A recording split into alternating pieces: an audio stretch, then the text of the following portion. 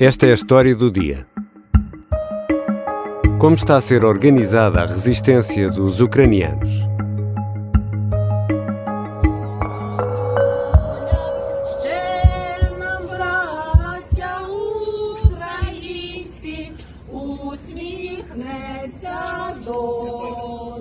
Nas ruas de Lviv, um grupo prepara uma rede de camuflado para ajudar a proteger o material militar. De toda a Ucrânia chegam relatos de uma grande mobilização popular para participar no esforço de guerra. Neste grupo de voluntários que prepara a camuflagem, há duas mulheres que se deixam filmar enquanto cantam o hino ucraniano.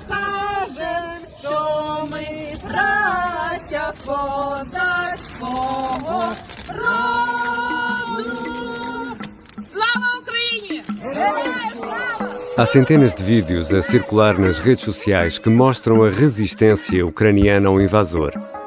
Pessoas que se colocam à frente de carros de combate, outras que preparam armas e barricadas. De que é feita a resistência ucraniana? Hoje vou conversar com a jornalista Kátia Bruno, enviada especial do Observador à Ucrânia, sobre a forma como a população está a reagir à invasão.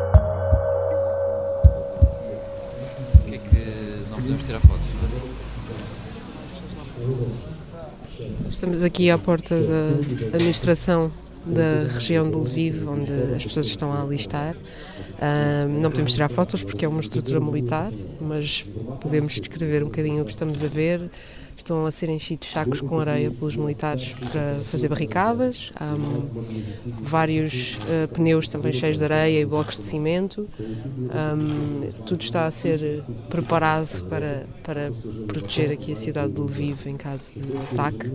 Há muitos homens civis aqui à entrada a tentarem registar-se para serem enviados para os locais de principais combates, neste momento sobretudo Kiev. Bem-vinda, Kátia Bruno. Olá, Ricardo. Acabamos de ouvir a tua voz à chegada a um centro de recrutamento aí em Lviv, onde estás. É o único da cidade ou há outros centros? Há outros, mas este é um dos principais, até porque entre os centros que existem, alguns servem para recrutar civis e outros servem para recrutar pessoas com experiência militar. E esses para pessoas com experiência militar são menos. Este é, pelo que percebemos, o maior e o que está a receber mais pessoas. E quem é que estava aí para se alistar? Muitos homens de diferentes idades, havia desde um miúdo de 18 anos até homens com 60, mas sobretudo eu diria que homens entre os 40 e os 60 anos eram vários, alguns estavam completamente sem nada, outros estavam até equipados, traziam... vimos uma pessoa que trazia munições já consigo e, portanto, devia estar já a pensar em entrar com elas, sendo que, na verdade, depois provavelmente não será esse o caso, não é? O próprio exército está a regular toda a situação e a tentar garantir que só entram homens que tenham, de facto, experiência militar, comprovada e que sigam, obviamente, as regras da hierarquia militar. E falaste com algumas dessas pessoas?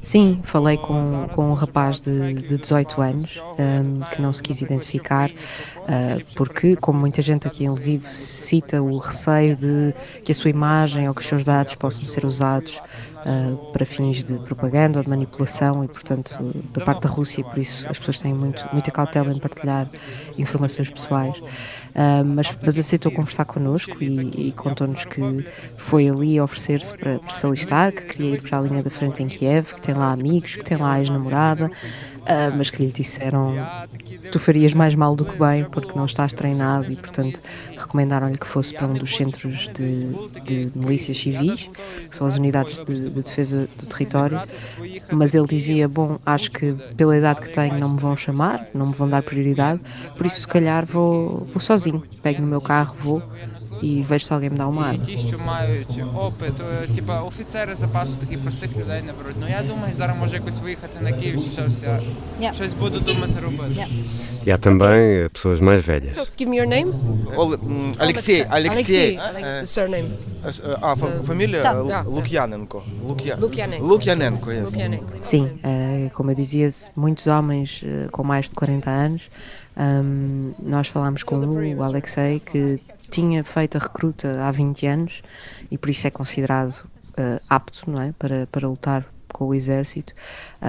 E o Alexei dizia que veio da Polónia, ele trabalha na Polónia, a família vive em Lviv, e ele fez o caminho contrário àquilo que os refugiados estão a fazer, precisamente para se vir alistar, porque dizia que esperava que a sua experiência militar pudesse servir para alguma coisa. Até dizia com alguma graça: espero não estar enferrujado, espero ressuscitar aquilo que aprendi e que ainda seja válido, porque não concebia outra resposta que não fosse a de se juntar às Forças Armadas. Навіть, да, ми всі говоримо там країна, тис, але в першу чергу, що складається країна. E o Alexei Lukyanenko até te contou que ainda tentou convencer a mulher a partir e ele a ficar, mas sem grande sucesso. Ну, у нас был такой буквально 5-минутный разговор, и я услышал такое резкое «нет», и мы больше не поняли. E no meio disto tudo, Kátia, como é que reagem as famílias? De diferentes maneiras.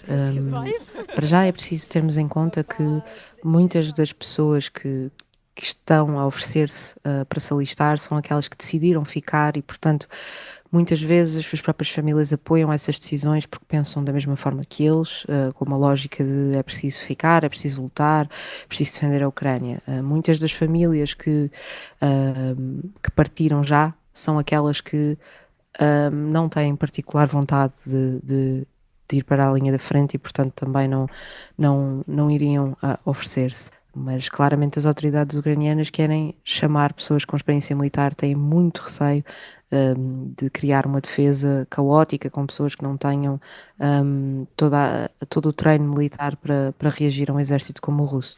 Ou seja, segundo aquilo que estás a explicar, há uma parcela desses voluntários que vai para as Forças Armadas, mas outra fica na chamada defesa civil, há uma defesa civil armada. Sim, eles dão-lhes o nome de Unidade de Defesa do Território e que são pequenas unidades de civis que estão a receber um treino rápido por parte das Forças Armadas. Nós, por exemplo, ontem íamos a andar de carro e passámos precisamente por um grupo que estava a receber formação, estavam a ser obrigados a ficar em sentido à neve, estava a nevar muito fortemente nessa altura. E sabemos que isto está a acontecer por todo o território ucraniano, em muitas e muitas cidades, mas à medida que a situação se vai tornando mais complicada em cada cidade, as unidades civis são chamadas a recolher e são, digamos que, dispensadas quando a situação se agrava demasiado. Até lá, estão prontas para serem utilizadas conforme as autoridades acharem que podem ser úteis.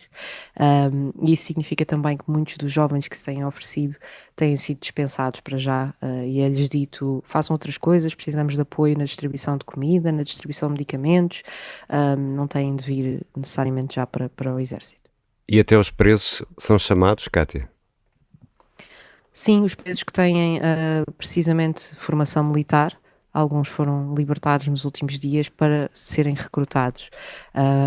Não são obviamente todos os presos, não são obviamente aqueles que cometeram todo o tipo de crimes, mas há uma seleção de alguns que tenham tido melhor comportamento, que haja arrependimento, sobretudo, as autoridades frisam a questão do arrependimento.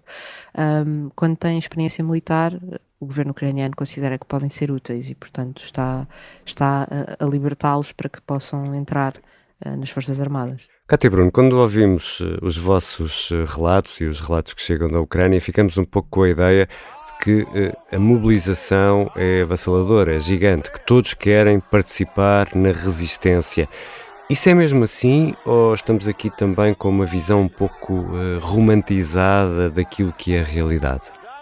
Estamos com a realidade dos que ficaram, não é? E esse é o ponto. É claro que há muitos ucranianos que não têm vontade de participar numa grande resistência, que não estão envolvidos numa grande mobilização, mas a maior parte desses ucranianos ou já saíram do país, ou estão a tentar sair, ou estão em casa e não estão envolvidos nestes esforços. não se ofereceram para as defesas civis, por exemplo, e portanto aqueles que encontramos e com quem falamos são precisamente aqueles que estão mais mobilizados, e é isto que cria aqui esta ideia. É claro que dentro dos que estão mobilizados, de facto, há um grande sentimento de patriotismo, e de facto isso é evidente. É claro que não representam a sociedade toda, mas tudo isto também é algo que as próprias autoridades ucranianas querem destacar, com esperança de que isso possa influenciar outros que ainda não sentem esse apelo, e que não têm vontade de ficar e lutar. E quem é Igor Chertov? Okay, we thought about what we are good in, and we are good in making beer, and beer is some kind of drink, some liquid, and we are good in packaging. So it was closest idea we can do the Molotov cocktails. Igor é diretor de produção numa fábrica de cervejas, a Pravda. Um nome muito engraçado que significa verdade. E que era o nome do jornal oficial do Partido Comunista Soviético. Exatamente. A Pravda é uma empresa que tem uma fábrica de cervejas artesanais e tem também 2 locais onde funcionam como bar. E é uma cervejaria que produz uma série de cervejas artesanais e já há muito tempo que tem uma certa posição política. Uma das cervejas que produz chama-se Putin Huilo. Huilo é uma palavra feia que eu não vou traduzir, e que tem o seu logótipo também tem um desenho não muito favorável a Vladimir Putin, e portanto estes donos de cervejeira e estes funcionários como o Igor, assim que a invasão começou, decidiram que queriam colaborar de alguma maneira nesta espécie de resistência, e a conclusão a que chegaram muito rapidamente foi que, tendo em conta aquilo que sabem fazer, tinham garrafas, sabiam como pôr líquidos em garrafas e, portanto, em vez de produzir cerveja, podiam produzir coquetéis Molotov, e foi precisamente isso que passaram a fazer ao começarem a engarrafar combustível usado e a colocar tiras de pano no gargalo, para que depois possam ser incendiados e usados como arma por civis, por exemplo, das defesas do território. E os empregados também participam. Sim, participam todos. Por exemplo, nós falámos com o Nazar, que é um dos funcionários da Pravda, que estava há dias, basicamente só parava para dormir ou para se abrigar das sirenes, a fazer uma coisa tão simples como receber as tiras de pano, receber as garrafas já com combustível usado e colocar o pano, dar um nó, passar ao seguinte. Há uma linha de montagem improvisada, totalmente manual, e o Nazar era uma das pessoas que lá estava e que dizia que achava uma excelente ideia porque estava a fazer uma arma que ele próprio, como civil, poderia vir a usar se precisasse. Mas há também quem participe dando apoio humanitário. Yes, we're waiting for a reliable model because it's. But what is it? Is like protective For stopping blood. Oh, System okay. for stopping blood. Sim, essa tem sido uma das coisas que é mais visível em Lviv. Há toda já uma organização montada com centros de logística que fazem listas com aquilo que é mais necessário, tanto para enviar para o exército como para acolher os refugiados que estão a chegar à cidade de Lviv, e portanto há pessoas que passam o dia a ir do centro para farmácias, a ir do centro para lojas, a ir do centro para restaurantes para comprar o que é mais preciso naquele momento, e isso pode ser coisas tão simples como medicamentos básicos até coisas mais complicadas como um torniquete de plástico que possa ser replicado através de uma impressora 3D. Os estudantes também, calculo, estão também a fazer uma parte desse trabalho. Sim, até porque muitos deles, nós falámos com alguns que diziam que gostavam de se alistar ou no exército ou nas forças de defesa civil, e que lhes tinha sido dito, tendo em conta a idade deles, procurem outra forma de apoio, e portanto eles estão muito investidos em fazer esse apoio ao nível do voluntariado, e então estão completamente dedicados a esta ideia de acolher refugiados, de ver o que é preciso, de tentar perceber o que faz mais falta, de ir entregar o que for preciso a algum lado, e estão sempre com um discurso muito muito politizado, no sentido de nem nos passa pela cabeça sair do país e nem nos passa pela cabeça estar em casa sem fazer nada quando podemos estar a fazer isto. As well as no one is able to understand the extreme upheaval that people feel and the extreme need to help and will and motivation to help. I don't know Essa vontade de reagir e de criar meios de defesa é também uma forma, Cátia Bruno, de reagir à incerteza da guerra. Isso ajuda as pessoas a vencer o medo? Parece-me que sim, até aqui em Lviv, ao longo destes dias, nota-se uma diferença desde os primeiros dias em que chegámos. Nós chegámos no primeiro dia à noite, desde o início da invasão, e nota-se que a cidade, ao contrário do que se poderia esperar, até está a voltar mais à vida do que estava ao início. Quando chegámos havia muitas pessoas que tinham saído, muitas pessoas que estavam fechadas em casa, e agora, à medida que esta organização se vai criando, que há estas estruturas montadas, mais gente se envolve, há mais restaurantes e bares a porem coisas à porta, a dizer que servem gratuitamente refugiados, por exemplo, a colocarem bandeiras da Ucrânia na porta. É quase como uma reação coletiva que faz com que as pessoas se sintam mais unidas e menos sozinhas, e portanto parece-me que é uma forma de lidar precisamente com esse medo de que falavas, até porque toda a gente não exclui a possibilidade de Lviv também vir a ser atacada, e portanto há uma sensação de temos que nos começar a preparar já, temos que reagir já, para não sermos apanhados desprevenidos. E essas pessoas, Cátia, não têm medo de morrer ou de ficar gravemente feridos ou ver aqueles de quem mais gostam também perecer? Sem dúvida que têm, mas aquilo que todos dizem é que neste momento não é nisso que se querem focar. Fala-se muito em foco, é uma palavra que é muito replicada. Há uma lógica de que a situação em que a Ucrânia está é tão decisiva, ou seja, há uma noção de que o país pode deixar de existir se não houver uma reação, que faz com que as pessoas digam isto é maior do que o meu medo e portanto eu vou reagir.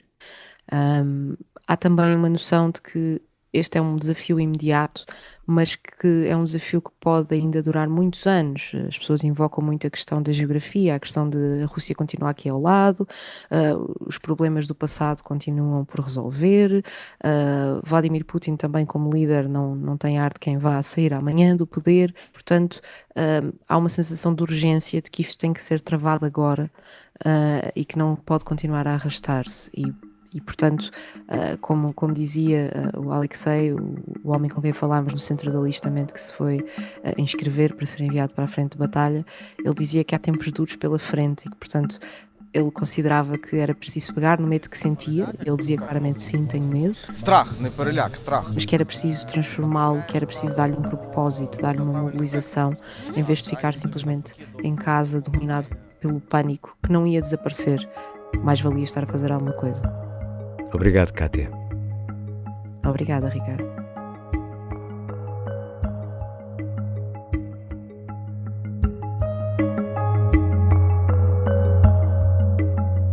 Os sons que ouvimos neste episódio foram recolhidos pela Cátia Bruno e pelo João Porfírio, os enviados especiais do Observador à Ucrânia. Foram recolhidos em Lviv, a grande cidade no oeste do país, onde milhares tentam o transporte para a fronteira polaca, que fica ali, a cerca de 90 quilómetros. No episódio anterior, de A História do Dia, ouvimos o relato do João Porfírio sobre o desespero que se vive na estação de comboios em Lviv.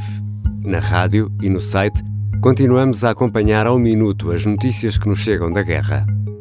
A música do genérico e a sonoplastia são do João Ribeiro. Eu sou o Ricardo Conceição. Até amanhã.